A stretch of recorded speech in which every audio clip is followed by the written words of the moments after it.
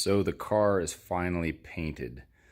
I know I have not been making a whole lot of updates lately. Kind of boring, just lots of sanding.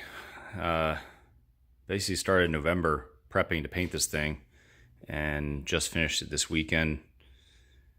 21 hours in the paint booth, roughly, to get it to this point. Multiple stages of paint, plus nibbing and taking care of details between coats. It's insane. And then doesn't even account for the hundreds, literally hundreds of hours put into prepping it. I mean, widening the car by 7 inches in the back, 6 in the front. Extending the side of the car so it all lines up correctly with rockers. The front bumper, unfortunately, is not on the car right now, but it is a GT3 RS basically grafted onto the Cayman fenders and headlights. So tons of work. Can't fake Casey and Albert and Larry Spencer mostly. He put in 100 hours easy over here helping me prep this thing. I had never done this stuff before, never painted an entire car before, that's for sure, and certainly not to the level of quality of this thing is. I mean, it's unbelievable. I mean, look at this line. You can't tell that's a fiberglass flare. It looks like it's part of it's made out of metal. It's incredible how perfect everything is. I could not have done it without him. I mean, it's like, I don't even think even after doing it once, I don't think I could do it again, even after watching everything he did. The amount of time he spent is just crazy. So although I'm building this entire thing in my garage, there's always people that are helping, and Larry went above and beyond to make sure this is right. And it's crazy how much time he put into this thing. So paint is, I can't thank him enough for that. And then, Albert helped spray. Took two dudes, plus me helping, but 2 expert painters, like I said, 21 hours to paint this thing, do it right. So paint looks awesome. Getting ready to do final assembly here. Kind of overview where everything's at. So you can see I've gotten the front harness kind of permanently installed in the car. There's power distribution, everything for that, for everything in the front of the car basically. Everything's kind of dusty right now. It's been, in the paint booth, etc. And getting prepped for paint, sanding, and all that. Surge tank is kind of roughed in here. I got one hard line bent, ready to go. You can see all the wiring is secured. All the lines, the fuel lines are secured. Electric power steering pump, rock and roll, mounts ready, painted, welded, ready to go. I'll be carpeting all this in and reinstalling all the plastic panels, so you won't see all the wiring and junk. But the surge tank obviously will sit, and that'll be visible. It's a little over a gallon, triple 450 pumps in that thing.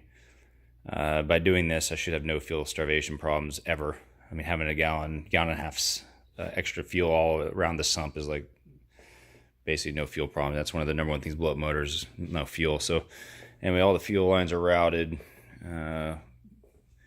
Second of the power distribution centers fits under the passenger seats, chilling here. Again, eventually I'll just have carpet, sound denting, and all that stuff in here, but I'm kind of mocking everything up, getting the wiring going. This will all be... There'll be 2 inches of foam and then a wood firewall with leather wrapped, so you won't see any of this when it's all done. That's why it's kind of ugly. It's just all tacked together and seam sealed. There's no point in finish welding that when the structure goes through all the tubes. It's really no big deal. So then back to the engine bay, like I said, some of the stuff's kind of put in here. You can see the Motec LTC for the widebands, basically CAN bus to wideband controller. Dry sump tanks mounted. Fuel pressure regulators mounted, flex fuel sensors mounted, fans are in, scavenge pump for the turbos mounted, and everything's done with rib nuts. So I can remove everything really easily, unscrew it, replace it, work on it, whatever. There's nothing's zip tied, nothing's self-tap screwed, that kind of stuff, because it makes it hard to work on. And probably the number one failure you'll see in cars that are built by garage mechanics like me is wiring or fuel lines or oil lines or something like that, rubbing through, landing on a hot header, whatever. And by using P-clamps and hold downs everywhere, even right here on the LTC, you can see I used a P-clamp to hold the wiring. The chance of having a wire chafe and failing or fuel line rupturing and burning the car down is very low when you properly support everything. So yes, there's a zip tie or two on this car, but for the most part, everything's done with clamps and things like that. People ask me why this color, how to come up with it, because I post a lot on my Facebook asking suggestions on colors, and reality was I was probably going to do this anyway, but I posted some other ideas and things. And so Well, one, I guess I can go through the short version of the process. Why did it take from November until now? It's April to get this thing done. Part of it is obviously it's not my full-time job. I got a full-time career. Larry, who was here a lot, he has a full-time job. So there's just limitations in time. But God, there's got to be 20 sprays before we got to paint. And not that there's 20 coats of paint, but we would, basically the process is like this. We take all the new parts, and we mock them up on the car, mark the car where they go, and then you cut back the fenders so there's room for the tire and all that stuff, and then you bond these with panel bond to the car. And we also mechanically fastened them before finally going over the mechanical fasteners with fiberglass, so it all looks like one piece. Some finish work was done at that level too in fiberglass. Then the whole car was polyed, which is like a sprayable Bondo. Then that was blocked at 180, blocked at 320. Most of the car was resprayed with poly again after we basically sanded off all that poly, just to get all the fiberglass parts perfectly straight. Because I mean, this is like, I mean, you can't tell where the metal is and the fiberglass begins because it's just so perfect. So poly again on the base of the whole car, sand it all again, 180, 320. And then probably 10 more times we sprayed poly on just small areas to fix and repair after we found some undulations in the fiberglass. We'd go in and do the fiberglass repair and then have to build it back up with poly to get it this smooth. Then the same thing with primer. We'd primer the whole car. It'd be usually 320, 600. And then we'd find something we didn't like and we'd do it again. Another 320, 600.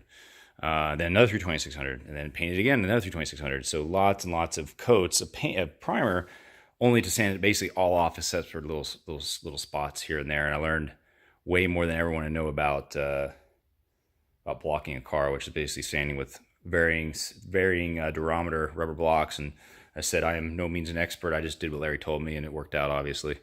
That's kind of the process. So this paint is what's called 3-stage. So instead of having just color and clear, this is 2 layers of color, basically, one being translucent, the second layer, and then a clear coat on top. And so it's basically like it's very similar to Porsche acid green. So it's almost a yellow. It's really yellow as a base coat. And you see that when you look straight on, you see the yellow through the pearl. And then it's a translucent green pearl, which gives it the green, especially if you look at like really low angles, it turns pretty green. And it's more green on the camera. It's actually more yellow in real life, but and then so you get it's a translucent pearl green tinted mid coat, as they call it, and then we clear it over that. It's a total of about 7 or 8 coats of paint between the different layers. And plus, whole car was sealed with 2 coats of sealer after primer before the first stage of this. So it's a massive amount of work. But I really wanted a color that was kind of like crazy, a little crazy, stands out. I'd put so much work in this freaking car. It's a 1500 horsepower V8 powered Cayman, so nothing about it's subtle. So I didn't want the paint job to be too subtle, but I also didn't want to be like a 1970s jet boat with like crazy deep metallics and things in it, or it just had to be kind of exotic and showy, but without being cheesy, I guess we describe it. There's a lot of awesome Porsche colors. Even looked like a Tiffany blue, which is kind of jumped out at you, but it was still it's kind of a flat color, if you will. Yeah, it has gloss in it, but it doesn't pop at all. So I wanted something that had a little more to it, but without being too show car like. Because this is definitely not a show car. I'm gonna beat the shit out of this thing, and I didn't like that over the top candies and things like that. It just doesn't do it for me. And so anyway, I've always loved this color. It's a color that's available, pretty rare on Lamborghinis. It's called Verde Ithica. Love the way it looks, kind of subtle, but not. I mean, it's clearly bright green, but it doesn't have a lot of flake or anything in it. It doesn't look metallic-y. It just looks like it changes colors slightly. It goes from this yellow to this green. It really just brings out the body lines in the car. And, I just decided that I knew that if I'd painted anything less than this color, even though this color, the paint was extremely expensive, it was way more work to do. It's gonna be harder to fix when I do scratch it or go off track with it. I knew with the amount of work I put in the rest of the car, I'd be disappointed in anything less than this. So I ended up going with this. I'm extremely happy with the results. It looks amazing. Like I said, some people may not like it, but I think it looks kind of exotic and showy without being too crazy over the top like metallics and pearls are. So anyway, that's kind of where the car's at today. Still has stock brakes, and I've got big Stop Tech brakes going on there. The calipers are painted to match. Get that going. Basically, the car is going to be either green or black. So wheels are flat black. All the accents are black. The hood has a carbon insert that we left exposed. I'll post more pictures of that later. The side ducts, all this is all carbon. I've got one extra right here. So you can see it'll be all black, basically matte black if it's painted, or exposed carbon. The rear wing is going to be green with the carbon end plates.